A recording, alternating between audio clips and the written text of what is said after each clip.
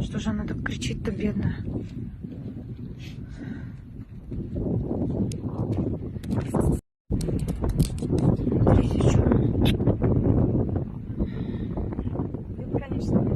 Не отвязали. Вон цепь где-то.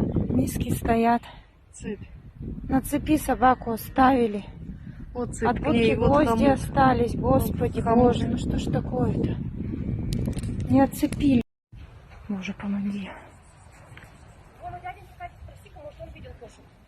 Женщина. Женщина. Кошмар. Вообще кошмар. Женщина! Ой, пить как хочет. Ну, сладкий.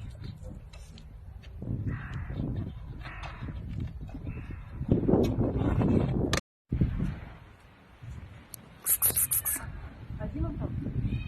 Где-то кричит.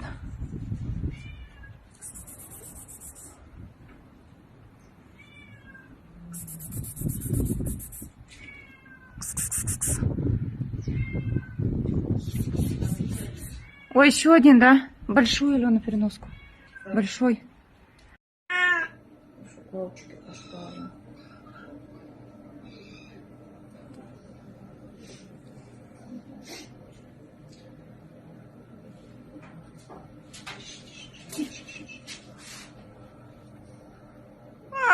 Сейчас, Кошка должна быть. Господи, вообще ничего не осталось.